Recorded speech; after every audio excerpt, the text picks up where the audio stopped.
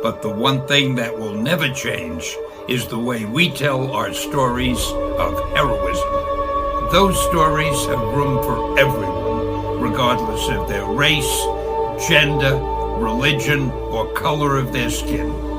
The only things we don't have room for are hatred, intolerance, and bigotry.